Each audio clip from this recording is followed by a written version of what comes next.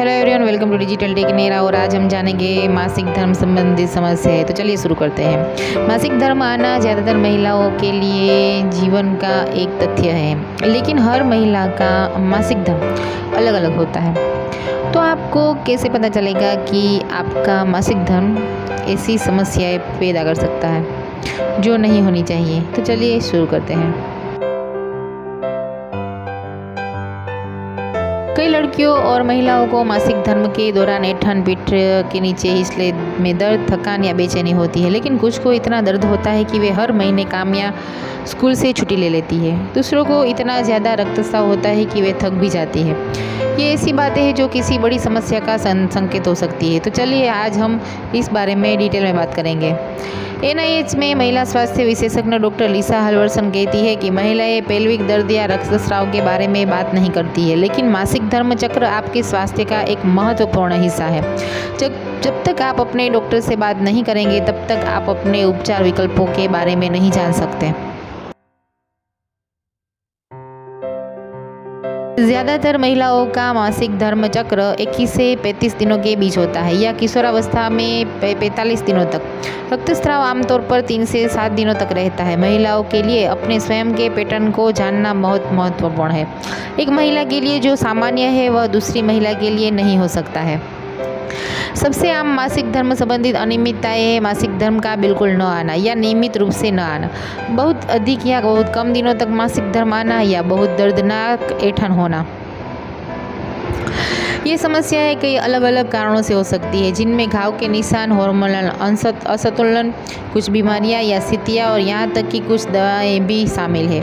मासिक धर्म संबंधी समस्याओं का कारण बनने वाले 2 सबसे आम विकार गर्भाशय फाइब्रॉइड और एंडोमेट्रियोसिस है। फाइब्रॉइड मांसपेशी कोशिकाओं और अन्य प्रकार की कोशिकाओं से बने ट्यूमर या वृद्धि है जो गर्भाशय की दीवार के अंदर या बाहर बढ़ते हैं। अध्ययन का अनुमान है कि अमेरिका में 70% से ज़्यादा महिलाओं को अपने जीवन में कम से कम एक बार फाइब्रॉइड होता ही है, लेकिन ज़्यादातर महिलाओं में इसके लक्षण नहीं दिखते। एंडोमेट्रियोसिस आमतौर पर गर्भाशय में पाए जाने वाले ऊतक के कारण होता है, जो गर्भाशय के बाहर अन्य अंगों पर बढ़ता है। एंडोमेट्रियोसिस से पीड़ित कई महिलाओं में कभी कोई लक्षण नहीं दिखते, लेकिन कुछ में जीवन बदलने वाले लक्षण होते हैं।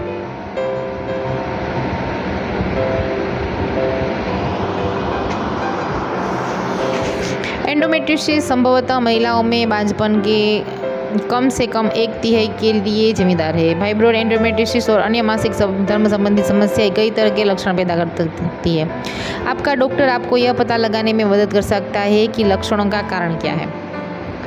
महिलाओं के मासिक धर्म के दौरान बहुत ज़्यादा रक्तस्राव होना फाइब्रॉइड का सबसे आम लक्षण है। महिलाओं के मासिक धर्म के समय होने वाला तेज दर्द एंडोमेट्रियोसिस का सबसे आम लक्षण है।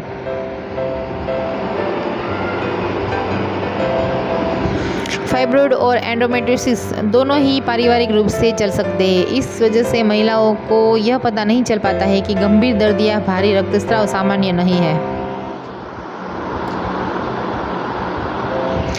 वर्तमान उपचार। फाइब्रॉइड, एंडोमेट्रियोसिस और मासिक धर्म चक्र को प्रभावित करने वाले अन्य विकारों के लिए इस्तेमाल की जाने वाली कई दवाएं कुछ हार्मोन को बदलकर काम करती है। गर्भनिरोधक गोलियां और अन्य दवाएं इन हार्मोन को अवरुद्ध कर सकती है। हल्वर्सन बताती है कि इस तरह के उपचार कई महिलाओं के लिए कारगर हो सकते हैं, लेकिन वे एक महिला को गर्भवती होने से भी रोक सकते हैं। वे कहती है कि यह सीमित कर सकता है कि कुछ महिलाएं कितने समय तक उनका उपयोग करना चाहिए। शोधकर्ताओं ने फाइब्रॉइड के इलाज के लिए ऐसे तरीके विकसित किए हैं जिनमें बड़ी सर्जरी की ज़रूरत नहीं होती है। ये अक्सर कारगर साबित होते हैं, लेकिन कभी-कभी फाइब्रॉइड वापस आ सकते हैं।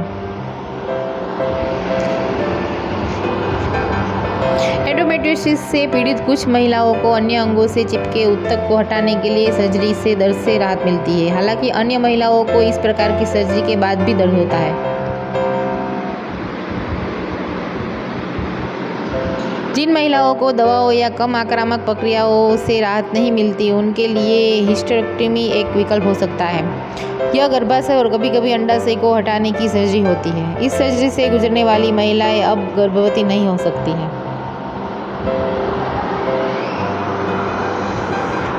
हिस्टेरेक्टोमी का इस्तेमाल पहले आज की तुलना में कहीं ज़्यादा होता था, लेकिन अब हमारे पास हिस्टेरेक्टोमी के विकल्प मौजूद हैं। इसीलिए हम इसका इस्तेमाल सिर्फ तभी करते हैं जब दूसरे विकल्प का कारगर साबित नहीं होते। ये वे बताते हैं, हालांकि यह हर किसी के लिए क्रोनिक पेल्विक दर्द का इलाज नहीं है। मिसबर एंडोमेट्रियोसिस के लिए एक परीक्षण बनाने के तरीकों पर शोध कर रही है। यह बताती है कि अब कई वैज्ञानिक रक्त, मूत्र और लार का उपयोग करके खोज रहे हैं। हम एक ऐसे संकेत की तलाश कर रहे हैं जो यह निर्धारित कर सके कि किसी महिला को सर्जरी किए बिना एंडोमेट्रियोसिस का पता चला सके। फाइब्रोइड और एंडोमेट्रियोसिस दोनों के लिए हमें गैर हार्मोनल उपचार की आवश्यकता है। हेलवर्सन कहते हैं, वे बताते हैं कि इन उपचारों की बहुत ज़रूरत है क्योंकि कुछ महिलाएं हार्मोनल उपचारों के दुष्प्रभावों को बर्दाश्त नहीं कर सकती हैं और हार्मोनल उपचार उन महिलाओं के लिए काम नहीं करते जो गर्भवती होना चाहती हैं। मासिक धर्म संबंधी समस्याएं, फाइब्रोइड, एंडोमेट्रियोसिस या अन्य मासिक धर्म संबंधी समस्याओं के लक्षणों में निम्नलिखित शामिल हो सकते हैं: श्रोणि में तीव्र दर्द, मासिक धर्म के दौरान बहुत अधिक रक्तस्राव, सेक्स के दौरान या बाद में दर्द, श्रोणि में दबाव महसूस होना, बार बार पेशाब करने की आवश्यकता, आंत्र संबंधी समस्याएं, दस्त या कब्ज। जब तक आप अपने डॉक्टर से बात नहीं करेंगे तब तक आप अपने उपचार विकल्पों के बारे में नहीं जान सकते। वीडियो अगर पसंद आए तो लाइक कर देना, शेयर कर देना, कमेंट कर देना, जरूर सब्सक्राइब कर दो। मिलते हैं नेक्स्ट टेक्निक से, तब तक के लिए थैंक यू फॉर वॉचिंग।